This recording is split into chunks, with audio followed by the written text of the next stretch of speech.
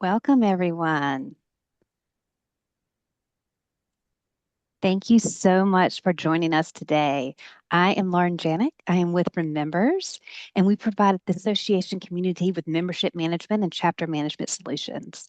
I am pleased that Sherry Whitaker Budziak, the co-founder and CEO of OrgSource, is with us today.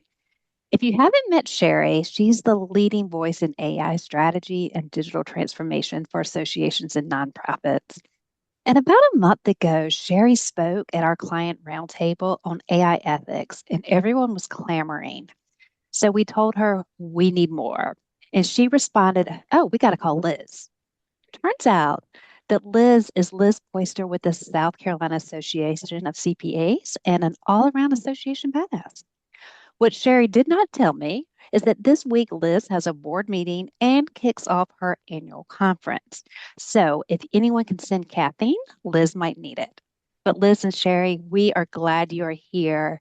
Thanks for talking with us today. I'm going to turn it over to you two. Well, great.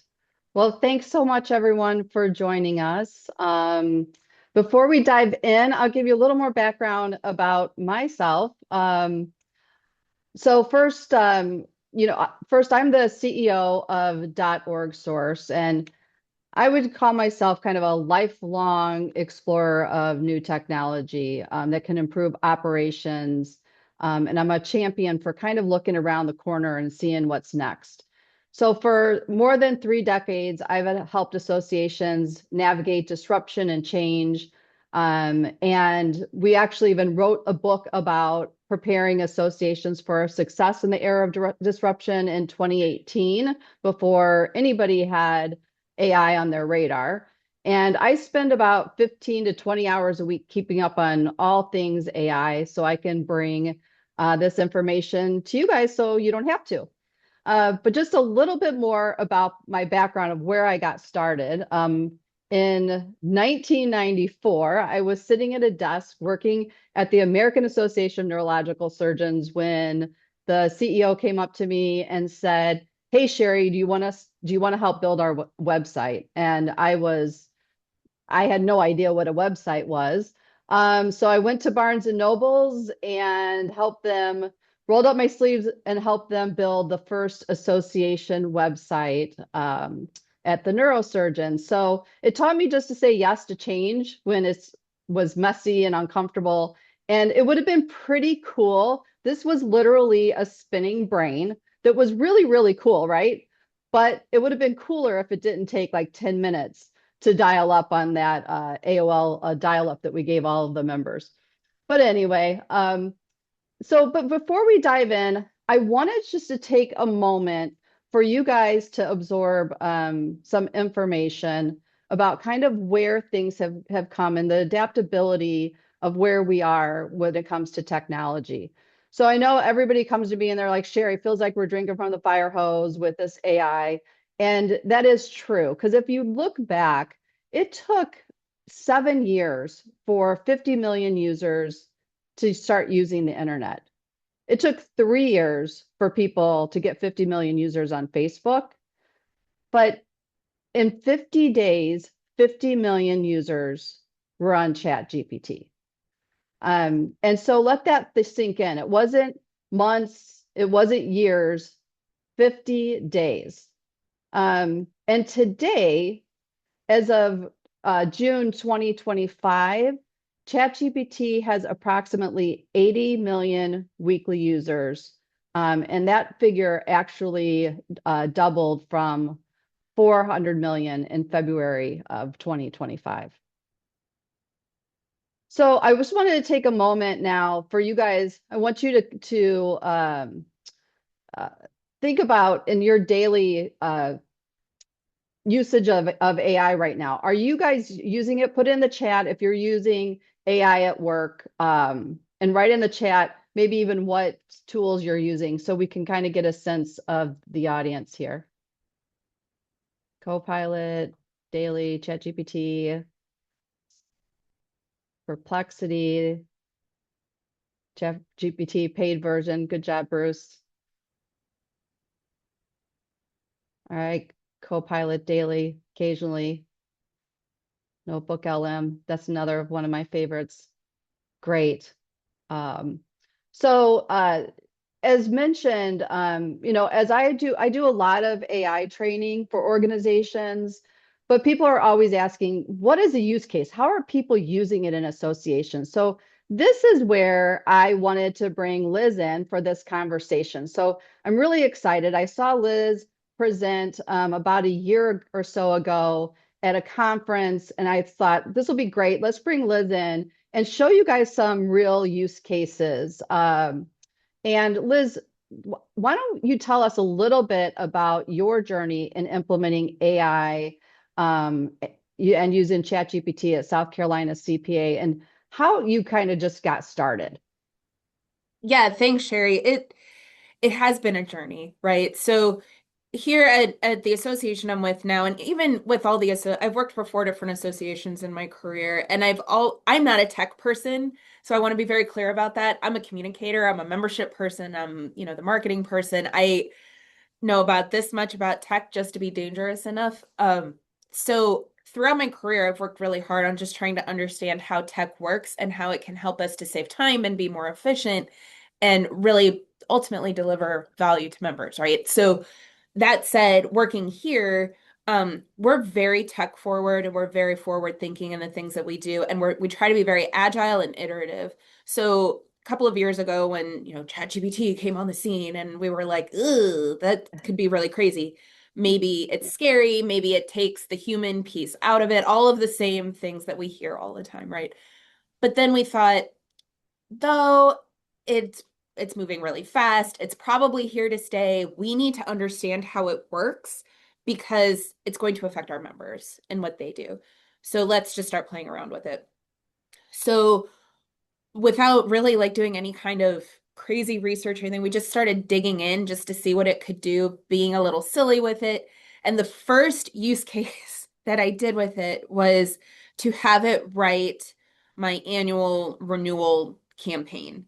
Because if there are other membership folks on this call, and if you've written those renewal letters before, you know that they're really hard to write. Not because the content is hard, it's just we write them every year, several times over. For me, it was the most boring thing I did all year long. So I felt like, what if I could just have ChatGPT freshen up those letters for me?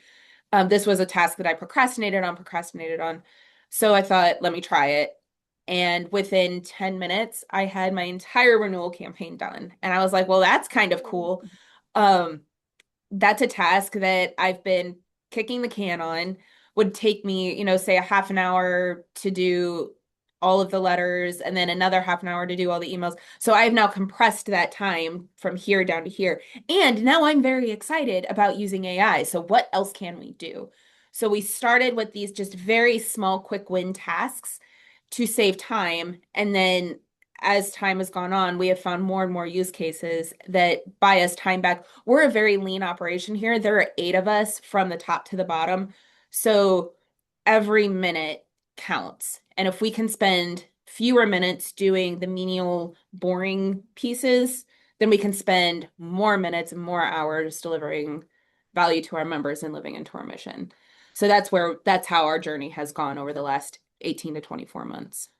That's great. And Liz, we're going to get into some of those use cases, but can you talk a little bit first about any of the challenges you had, like when just in the early days? Like we're seeing sometimes there's challenges with people just embracing it or not wanting to change or they not wanting to change the process.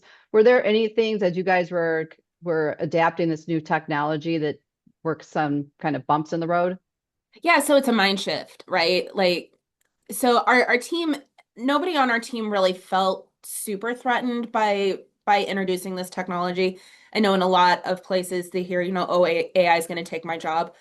And that's not entirely true. It can take pieces of your job, but again, like we always think human first, right? So what can we do with that? One way that we tried to get around kind of that mindset shift with our team was we've named all of our AI, and I know some other Mhm. organizations do this too. So ChatGPT, we don't refer to it as ChatGPT, we call it Gertrude P. Turner GPT. It's super cute, right? And then we have Claude and we have Chuck, which is our co-pilot, and then L is 11 Labs. Like they all have names, they all have avatars, and we refer to them as like an extension of the team. So that was intended to help our in-person team feel more comfortable with leveraging these tools. The piece that I think everyone is dealing with, and I don't know the solution for it yet, so it's progressive, is thinking with an AI mindset first. So when you embark on a task, think, how can AI help me do this better? And approaching it that way. So we're getting there where anything that comes along, even if it's just, I'm going to use AI to help me brainstorm and ideate on a new project, or I need to build a presentation out of something that I've used before. How can AI help me to do that more quickly and more efficiently? So that, again, we're taking ourselves out kind of that menial moving graphics around in Word and then the sirens go off because it shifted everything into 14 different pages to like, let's compress that time so that we can do more value delivery. It's that Yeah, that's mindset though. It's a habit, it's a practice. sure. And it's kind of like I had this next slide up about like what problem am I trying to solve, right? So you've talked about a couple things already, efficiency, engagement, like is it accuracy, is it creativity, innovation, that kind of ideation, like what is it, what problems are we trying to solve, which I think it's to me sometimes it can be overwhelming because it can be so much. Like every day I'm writing the team like, oh, we could be doing this, we could be doing that. So there's opportunities there too, but really is trying to hone in on what are we trying to solve today. So as we dive into that, Liz, talk to me about what you called kind of the needle in the haystack. So you talk about how you use AI for some financial Mhm. analysis. Walk us through that. Yeah, so when I start so backing up, once we started using these tools more, we felt that it was very important to educate our members on how to use these tools appropriately, responsible use. CPAs are very into security and integrity, and especially as it relates to their client data, right? So we wanted to help them establish kind of a trust but verify relationship with these tools. So I came up with a use case for them where I demonstrated that I'd fed, I think this particular model was Claude. It could have been ChatGPT. I kind of like James in the chat, he kind of uses them all, so do we. So I started with showing our audited financial statements. Now, this is public information. You can find it anywhere. And I said, first, let's say model of choice. You are the auditor for this organization and tell me what the total net assets without donor restrictions were as of June 30, 2024. That is a very specific data point buried in like on like page like 12 or 13, and it's just one little thing. I was like, let's see if we can get the model to identify that appropriately. And then we understand that the model understands the content that we're feeding it. And then that helps us to establish trust. And you see on the slide that was it identified 2,224,000, blah, blah, blah, as well as some other metrics that it fed back to me. And if you advance just one more, slide for me, you'll see that it found the right thing. So those numbers were appropriate, which was super exciting. So now we understand that the model understands the documentation that we have fed it. So if you've been working in products for a while, you kind of take that for granted a little bit, but to demonstrate that the models understand the information that you're feeding them, especially because we're learning to trust Mhm. these models, that we're learning to trust the AI to find what's right. So now we understand that the model understands us. So we have this mutual understanding. So then what I show to members then is now that the model gets where we're going, we can say, let's take a first run at a financial analysis. So let's do a financial position overview. Now I've moved into some illustrative data here. Not that you can't go find SCAPA stuff, but this is illustrative stuff that our members really like. So we've done this like first run at the financial analysis, and it's kind of written out for us what that looks like. And so I say, okay, now that we know it can do the financial analysis, what comes next? And on the next slide, that's in there somewhere. We can say, put together a outline for a PowerPoint presentation based on that financial analysis. So we have the analysis done.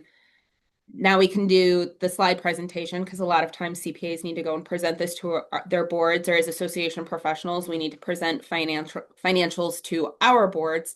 What does that look like? So here's now where we have that slide outline. And then the next one that you'll see is yeah, it's going to scroll through all of that. It was so cool because it again generated in like 30 seconds. This is when the CPA's eyes get really wide, like, wow, that usually takes me forever. And then we say, okay, now you have to communicate back to your client all of this information that you found. And that client is a non-financial professional.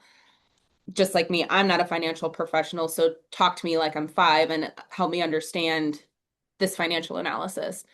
And then the AI would write such an email according to those specifications. Yeah, that's great, Liz. So talk to us a little bit about using the now AI in your kind of integrated communications.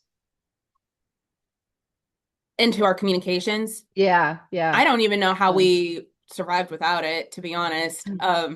It helps us to just keep things fresh and exciting.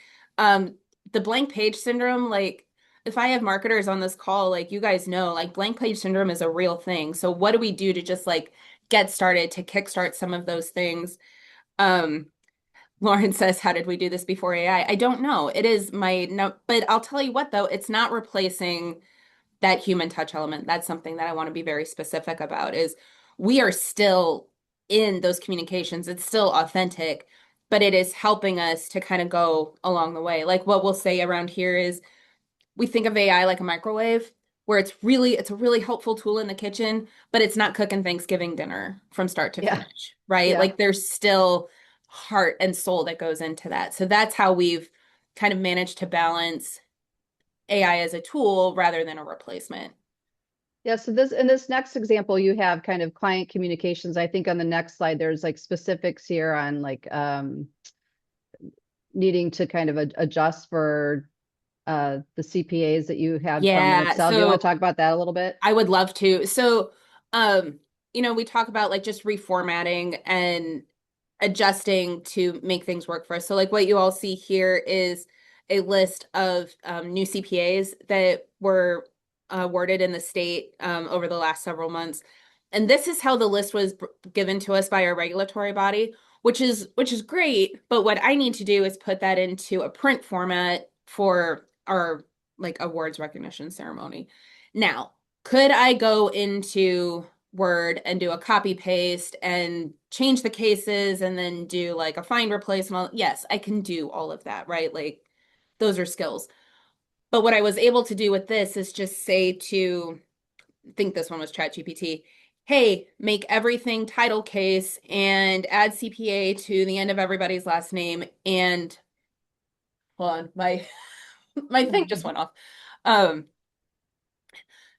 CPA to the end of everybody's last name, get rid of those ancillary spaces in there so that I have a very clean list of names that I can put into my program. And I think the next slide shows that that happened. Turn back on. Yeah. I stood still for too long, so now it's all funky. And so we may not get that fixed. Can you still That's see all me right. okay? I can still see you great. It's good. Okay.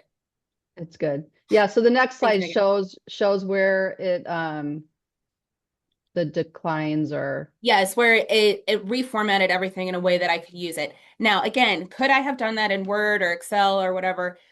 Of course, we could have. Like, we all know how to do that, but that would have taken 15 to 20 minutes probably because, as you can see, the data was kind of screwy. Or I can put it into this, and now I have saved 15 minutes from doing that because this exercise took 30 seconds, maybe. Kind of the same thing here. This what you see in this example. We do auto renewal on our dues every year, and our dues are due on July 1st. So on July 1st, what happened in this case was we ran all of our auto renewals, and a handful of those renewals were declined because the credit cards were either frauded, non-existent anymore, expired, what have you. Like who knows why credit card transactions don't go through? They just do. The email that our CFO got is just how you see it here, where there's really no rhyme or reason to it. Some like it's not alphabetized, it's not grouped a certain way. And she's like, I just need to know of the 500 transactions that were processed today, which ones declined, so I can go follow up with those folks. Now, again, could we do find replace and figure that out? Yeah, we could. But what if we can get AI to go through and say, find me all of the declined transactions and put them together in a consolidated list for me? And then that is something that she can use day after day after day when she gets silly reports like this that don't make any sense, or that she would have to like pull through and go through line by line by line. And especially when you have a larger association where you might be getting more and more lines of data, wouldn't it be great if you could just run a prompt that pulls all of that out for you? And let me tell you, when the money people are happy, everybody's happy. We want to keep those money, especially as marketers, because we're really good at spending money. We want to make sure the CFO is always happy. Yeah, that's important, especially at your organization, I would say. Yeah, yeah. The CPAs, man, I tell you, Yeah. they're good stewards of their dues dollars. I'll tell you what. Yeah, so I think we'll kind of just skip through some of the slides so we can get to the thing that I always forget about, that you told us about before, is about scanning and organizing Yes. information. So let's talk about that. And we can skip through some of these. Yeah. That's the prompt that I had ChatGPT use to pull that data down. And then the next one will be, look how beautiful it is. It's so pretty. Yay. Yeah, so the scanning and organizing information, so as part of what we do here, this in this use case, we run a magazine every quarter, as many associations still do. Ours is still in print. We like to we like to hold things. And one of the things that we have featured in that magazine every issue is our upcoming education list, right? So we have an education catalog. We like to print that. The report that I run out of our system generate the way that that data comes out is not exactly the way that I need to print it. So what I had been doing in my pre-AI life was lots of sorting, lots of, okay, well, the leaders' names are last name, first name coming out of the system, but I want them to be first name, last name. So we've got to do text to columns and then concatenate formulas. And then we've got to make sure that all of this is right. And, blah. And oh my gosh, it was such a pain. So I wrote a prompt, and I actually made that prompt into a custom GPT where I take the stuff that comes out of the database, I plug it into this little AI bot, and then it reformats it exactly the way that I need it. And I can send it off to my designer. And she's so happy because it's correct. And I'm happy because I just saved an hour of work that I can go do other fun things and find new AI use cases. This one, the scanning and organizing information, we all go to conferences, right? Like, and we meet people and we meet vendors. And if you're on like the sales side, like you want those vendors to come to your stuff and you want them to advertise with you. In this case, I had gone to a conference and I was meeting with their vendors. It was another CPA conference, and the association did a great job of having a number of vendors there. And I thought, well, these vendors probably want to come to my show too. So let me collect as many of their business cards as I can and figure out how to aggregate that into a place where I could have it in a spreadsheet, because my sales manager is 1,000 miles away from me. So I could not just walk into his office and drop the business cards on his desk and leave. So how can I get this information to him? So we start with taking pictures of the business cards and extracting the information that way. But then I had this person who you guys see on the screen now. She had run out of business cards. So she just scribbled her information onto a piece of paper for me.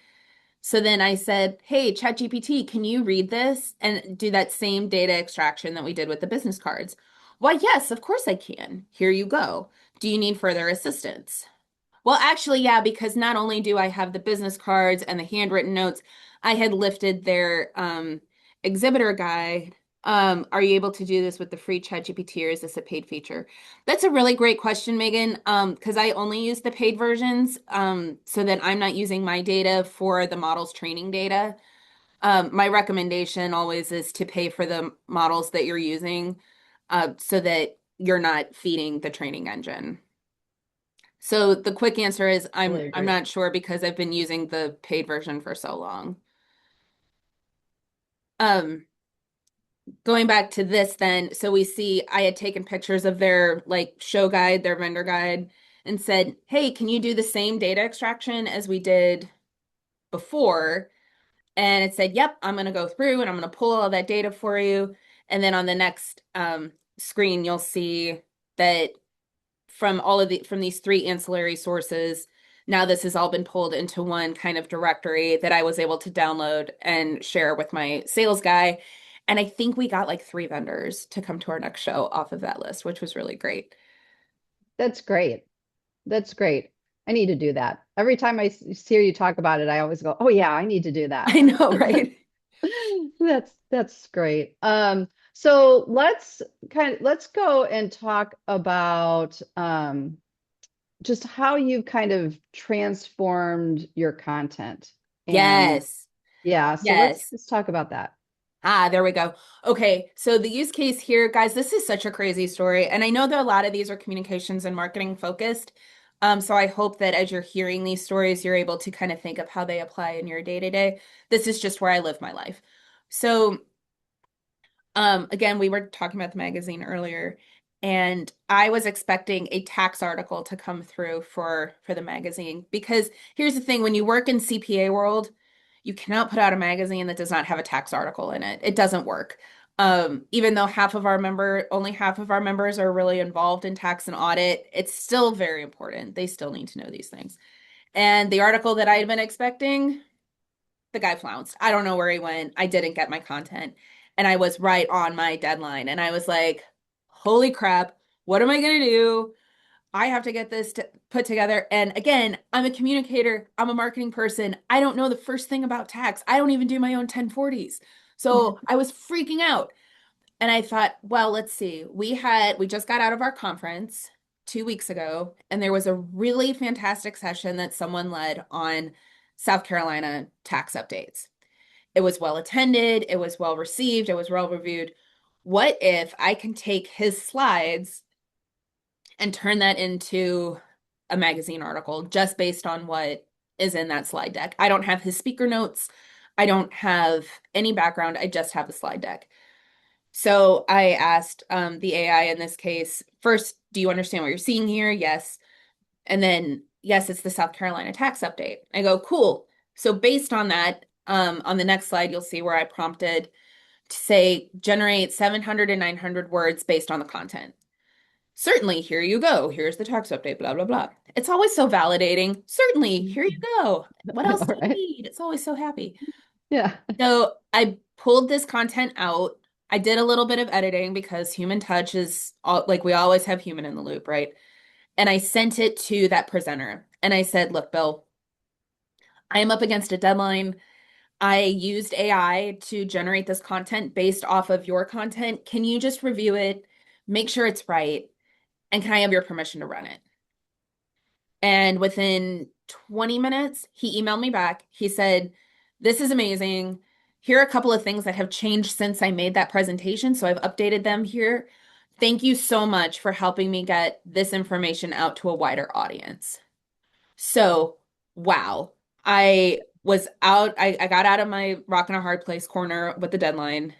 I earned some credibility for the organ on behalf of the organization with the speaker who was really happy to have his content out in the world for more than just the 80 people that were sitting in the room.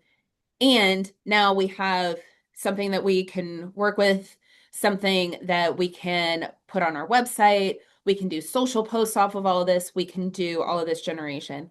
Richard, I see your question about citing AI in the publication. Yes, we do that. So at the end of the article, we have a disclaimer that says, um, that we used AI to help us in the development of the publication or the article or whatever it is. However, it has been reviewed by the author, the original author, and by SCAPA staff to ensure all of that garbage. So we do put a disclaimer on there because honesty is the best policy. That's great. I was doing some AI training, and I was just asking like what's, the biggest one of the biggest challenge, and the CEO says, I am so tired of writing my president's message.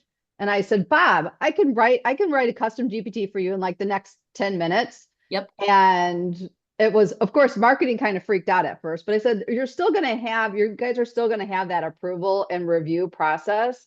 But now the CEO isn't, to your point, sitting there with a blank page, just trying to come up with, whatever, the article is. He said was taking him before like 8 hours to produce that article every month. Oh, So absolutely. And yeah, I built something similar for our CEO because occasionally like he has that blank page syndrome as well.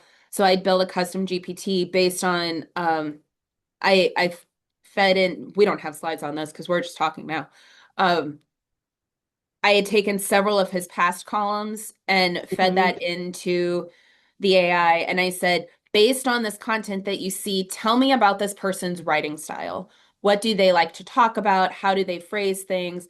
And so it kind of did like a writer's profile for him. And so then we built a GPT around that. So if he's in a rush, he can say to his little chat bot, hey, I need an article about CPA pipeline issues and I want to make sure I hit these points. And then it will produce something that he will continue to edit, but it will at least get him started. And it still sounds like him. It retains that voice. Bruce Yeah. is asking, are members concerned that AI will put them out of business? How do you explain to them the pros and cons of AI? Bruce, that's such a great question. And a lot of it is by presenting content like this. Um, we also have we have a small cohort of members that we've started doing very intense AI training with them on a monthly basis, where they are learning how to use it responsibly and how to identify it as a tool and not a replacement.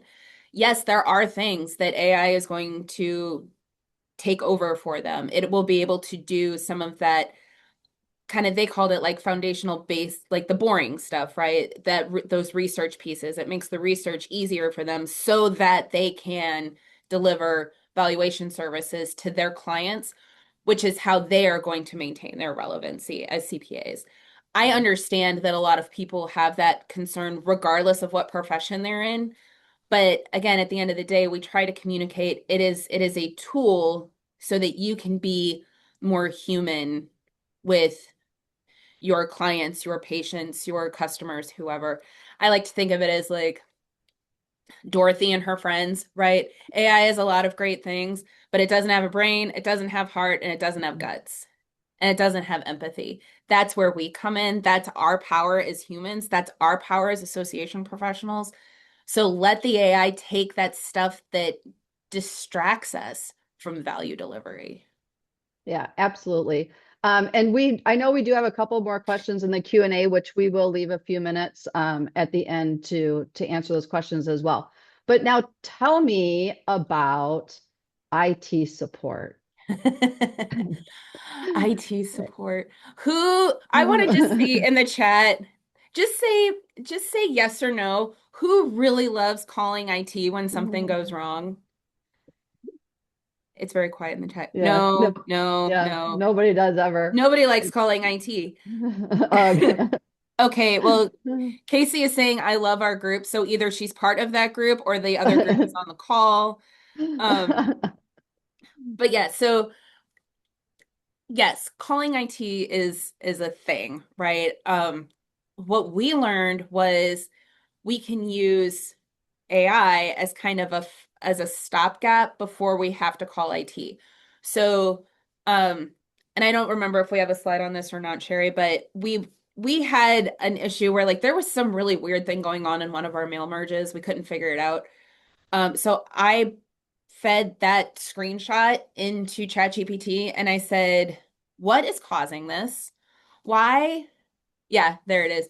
Why are we getting this really weird thing going on in our Word document? We couldn't figure it out. And so then ChatGPT comes back and says, it could be this, this, this, or this. Here are some solutions that you can try to see if it works. Very rarely will it say, did you try turning it off and turning it back on again? Which I certainly appreciate. But giving the screenshots, and some of the models now you can allow it to literally see your machine. If you have security rights and privileges as, sorry, you still have to talk to IT about that part, but you can show and describe your issue to AI and it will give you suggestions back. So then you can solve your problems and then you can be really smug bug about it. Be like, look what I can do.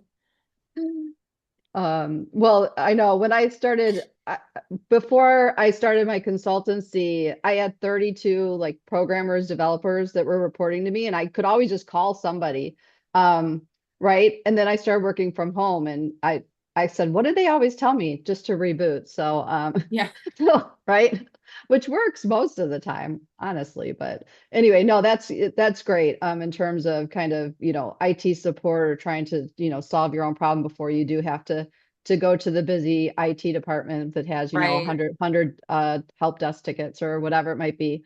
So let's move on to what you call kind of quick wins for that Ah. AI voice. So this here for, I think, let's see. Oh, we're going to talk about voice. Okay. Yeah. So this is 11 Labs, right? And I don't know if anyone on the call has had experience with this yet. It is a phenomenal tool and it is super affordable at starting at like $5 a month. Okay. So there are so many things that we can do with AI voice. Our big thing has been our on-hold messaging. So, folks call into your association and they say, I need to talk to so and so, and that person might be on the call. Do you want to leave a voicemail? No, I'll hold on for a little bit. And then you want to have all the cute, like promotional stuff going on that's feeding into their ear while they're on hold. We all have that, or, you have fun, like on hold music. Well, we used to pay a vendor many thousands of dollars to do our on hold messaging for us. We would send them a script and then they would have somebody record it and then they'd send it back to us. And we'd be like, no, you said Scappa wrong. So then they'd have to go back and re-record it. And then it would come back to us. We'd say, okay, that's fine. And then they had to fight with our phone system to get it onto the thing. And I mean, this used to take so much time and so much money where we were really only updating our on-hold messaging maybe twice a year, if that. So things were getting outdated quickly, and it always kind of fell to the bottom of the priority list because we had so many other things going on. Enter 11 Labs. This is Elle, our little podcaster extraordinaire. And we said, what if we could have AI, if we could have Elle do our on-hold messaging for us? So we put in a little script. It generated an MP4 file, which we could upload directly into our phone system, and it sounds great.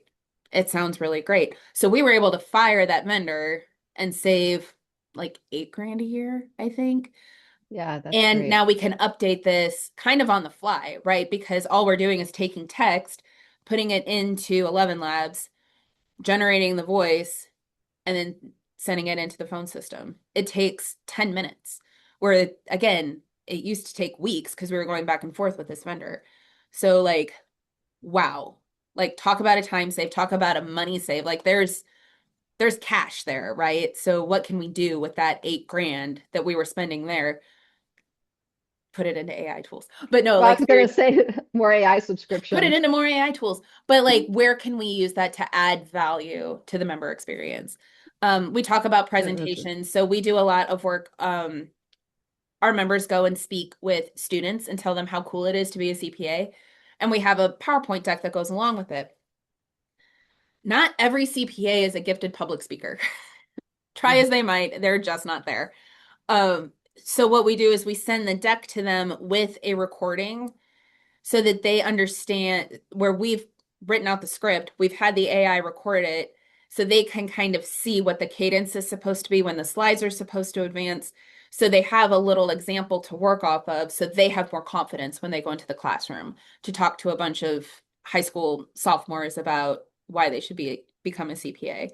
It's been really, really beneficial. And we're finding new uses every day, every single day, where we're like, oh, we can use voice for this. We can build the podcasts off of it. We can do um audio like audio accessible blog posts on our website now because we just have the AI read the article and put the recording up there so somebody can come to our website and listen to the articles if they can't read it. There's so many use cases, and for $5 a month, it's 100% worth it. Yeah, that's great. Well, let's talk really quickly about this is one of our favorite tools at .org source, Mm, your research assistant using Notebook LM. love And Notebook. we love Notebook LM. So for us, sometimes we get so much documentation or background information before an engagement. And that's how we're getting up to speed and using Notebook LM. But why don't you talk about it and tell us how you're using it at your org? Yeah, there's a number of ways that we've been using it. The CPA report archive I see up here, and I'll talk to that. I fed this that notebook all of our magazine editions for the last 3 years, I think. So I just uploaded a whole mess of PDFs, and I said, these are the magazines that we've put out over the last several years. And then I said, what has been helpful is then I can go back to the notebook and query it and say, what have we covered as far as tax topics? What have we covered as far as audit topics? When was the last time that this advertiser was in the magazine? Has it been a long time? Have we had them recently? What are the different topics that our chairs have talked about so that we're not too redundant and repetitive? So that's been really useful. We also built one that is just on how to get your CPA license in the state of South Carolina, um, where we fed it the law, we fed it just basic information, schools that have accounting programs, all of these little resources. And what was really cool that we just did like 2 weeks ago, we're working with Junior Achievement here in South Carolina to get accounting as a career out in front of students as young as fifth grade. And they do a couple of things that are really cool. And some of those needed a video, right? So, again, 8 of us here, we run super lean. I couldn't go to my graphic designer and say, oh, I need a video, turn around in 3 days. She doesn't have the bandwidth to do that on her own. So using Notebook, I said, generate a video of how to earn your CPA license in the state of South Carolina. I need it to be an explainer video about 5 minutes. And I think it took the thing maybe 3 minutes to generate it. Mhm. And it was pretty good. Like, Yeah, it was really good. Good enough that I was able to upload that to Junior Achievement for their virtual career fair. And I mean, we watched it and we're like, we can use this. Like, we can put it on our website and we can send it to schools. This is really great. Really, really great for generating this kind of additional content. And again, the knowledge of each notebook is limited to what's in there. So it's not going out into the nether sphere trying to pull down information that might be wrong or outdated. It's just the information that you fed it. I love it. right. Yeah. So that's the thing for the audience here, that Notebook LM is grounded in your information. So it's not pulling stuff from anywhere else. So that's why, like, if you have a membership survey or other research and you want them to ask it questions, it's pretty cool. As Liz said, it can create podcasts and videos. The video is amazing. So it's did you generate the video? You can generate the video in Notebook LM. Yeah. It's a newer feature. So it's pretty cool. I would encourage all of you to try it out. So let's talk a couple minutes about Page. I have to name all I do is name mine Chatty. But now I now love you're encouraging Paige. me, like I need to name my my agents and my custom GPTs, etc. So anyway, Paige, let's talk about Paige a I little love bit. Paige. So Paige came about, she is a custom GPT. I've also recreated Paige 2.0 and Copilot that we're starting to test around with. So as I've mentioned a few times, we're super lean here, right? So 8 top to bottom. There's Paige Lyons loves it. I'm sure you do, Paige. Um, so so on staff until recently, I was our sole writer and copy editor. And this was becoming a problem, right? There was a bottleneck because I review everything before it sees the light of day. Anything that's going to be member facing goes through me first. Um, and it was getting to be very difficult to edit for grammar, syntax, and spelling, to edit for brand voice, to edit for accuracy, all of these things, right? So stuff was falling through the cracks, deadlines were getting missed, and errors were happening. And that was bad. That was not good. So we created Paige starting in ChatGPT, where I was basically unloading everything in my brain into this custom GPT so that she could do that first round of edits for me. So she knows that she is an expert at grammar, syntax, and spelling. She is educated on our brand. She knows that there are certain words that she needs to look for. Like, for example, we don't say CPE, we say education. We never use the word mentor. We say, I can't remember what the other word is that we use. All of these words that like are no words for us, she knows to look for those and then to point them out. If there's a common, I think we're all friends here, so I can throw this little one in too. As we are the Society for Certified Public Accountants, she always scans to make sure that if the word public is appearing, it has an L in it, because you only make the mistake of saying that you are the Association of Certified Public Accountants once. You only make that mistake once in your career and you never do it again. But here's the thing, Word doesn't catch that. It doesn't catch that because pubic is not spelled wrong. It is an actual word. And you only make that mistake once. So she scans for that. So if it occurs, then she's like, you said this and I don't think you meant to. What else is really cool about her is she returns a confidence score to the user to say there is a 95% chance that Liz will approve this as is. And now our team is getting smart and they go, well, how do I get to 100%? I want to make sure this is fail safe. And she's not just regenerating content with corrections, she's bulleting out the corrections that she's suggesting. So we're accomplishing several tasks here. Our team is learning how to use and prompt AI appropriately. They're becoming better writers because they're getting educated on how to write. And then they're getting clever with well, how do I get to 100%? It's really fantastic. I have um, information coming to me, sometimes if I have content coming to me, and I can tell that this step was missed in the process, I get to send it back to that team member and say, I don't think you ran it through Paige. Come back to me when you're ready. It Mhm. has been such an incredible asset to our production here because I'm able to do more because I'm not spending so much time editing for grammar, syntax, and spelling. Um, Stephen, I see your question about recreating. What do I mean by that? We are moving, we're going to get Copilot licenses for our team here as opposed to ChatGPT licenses because we're an M365 shop. So we've just kind of chosen as an organization to go that way. So I need to rebuild her, basically that agent in Copilot, but I've made some modifications on it that I actually think are better than the OG page. Certain things that I've kind of tweaked around with that I think make her a little bit better. Yes, I So built it. Erica, I built Paige. Paige is mine, my baby. yeah, we're in the same situation of we've built a lot of things in ChatGPT and now looking at transitioning or improving, I would say, with the Copilot model, but it just depends on what we're doing. So let's, in the few minutes that we have quite a few questions. Is there anything else that you think is important to cover, or do we kind of want to just to start taking some questions here? Let's jump into questions. Okay.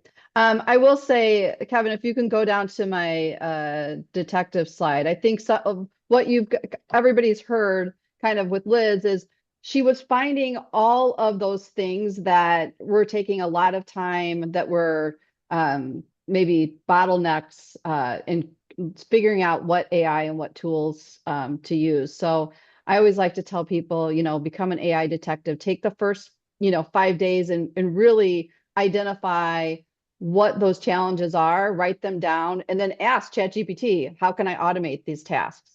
So just a thought. And really quick, the next slide we'll leave this up here for a second. I do have a group on LinkedIn, an AI group.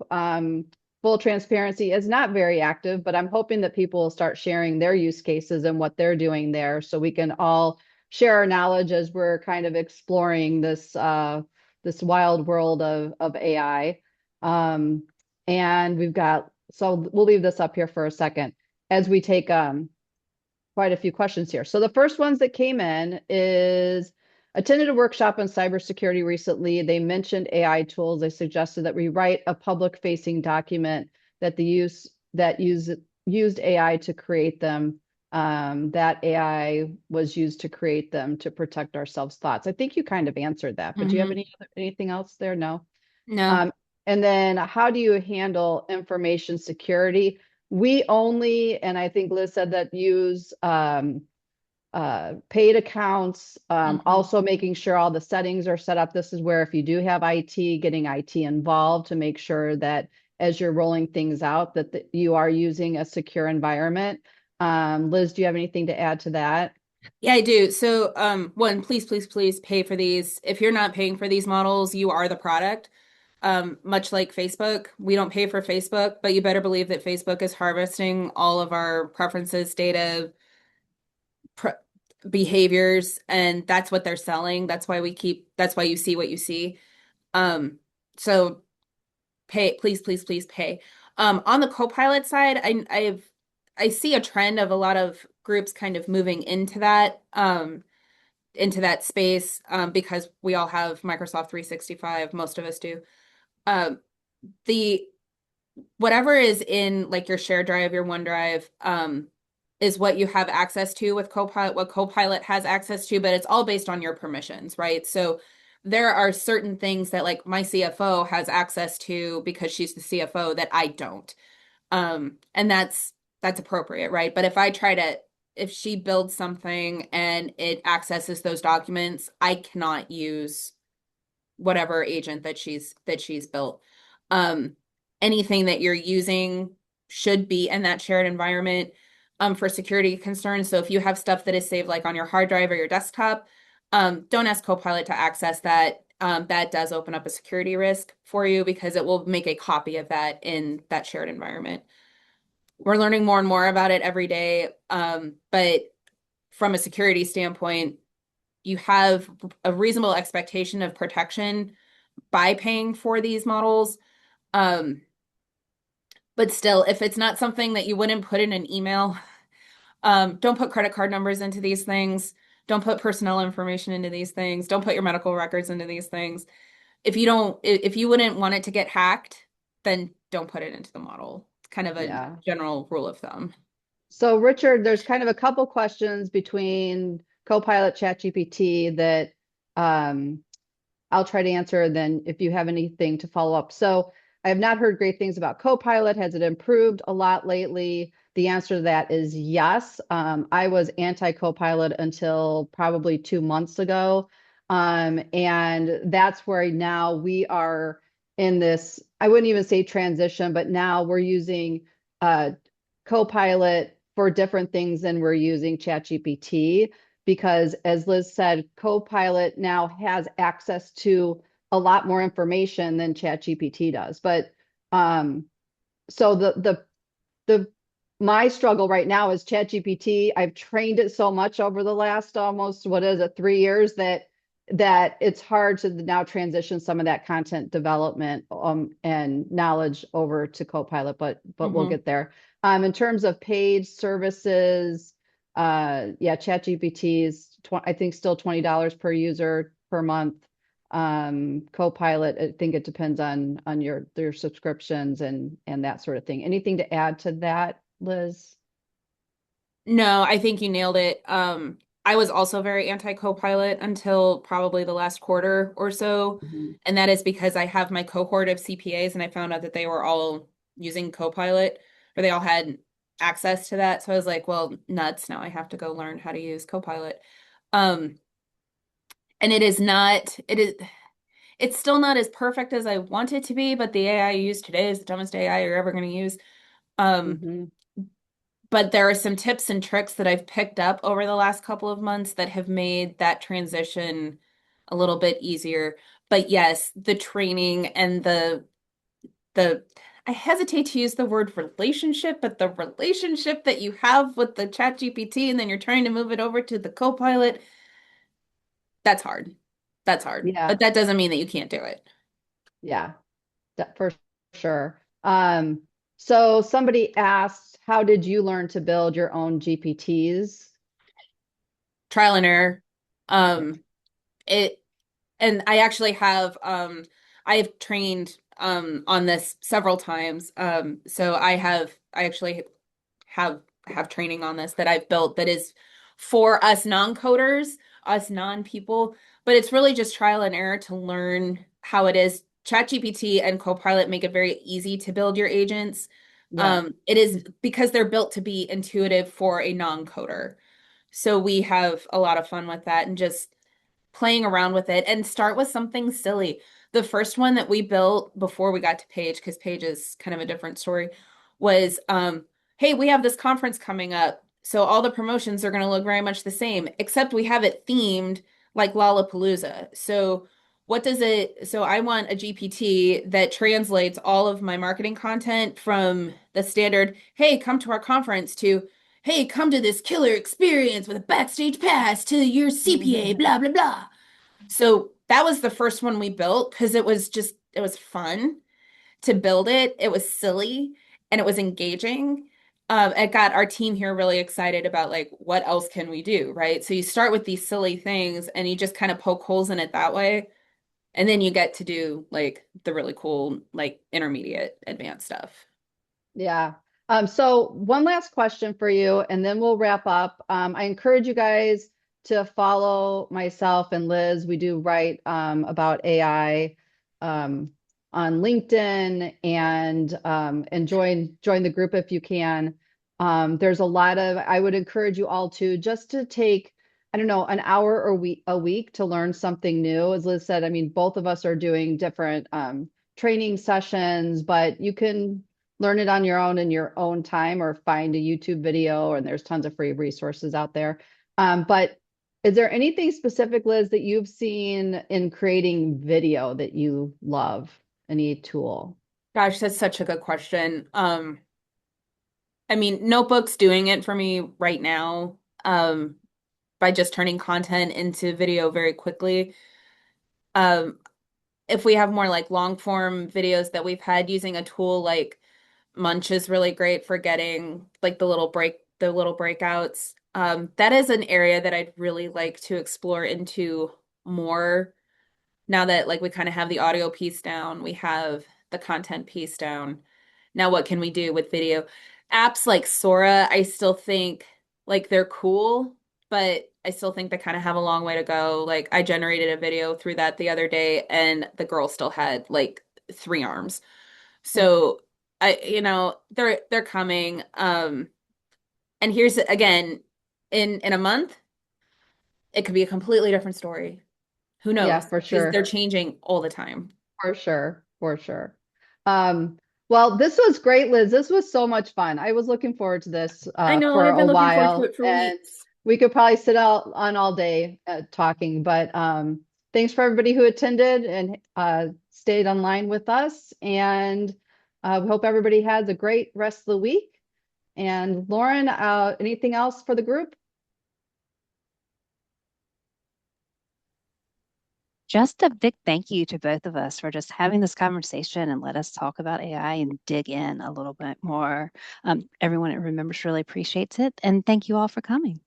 Yeah, and just a final note, next month, Kevin, my colleague, and a couple of folks from .org Source will do a prompting session in December. So watch out for that information from Remembers.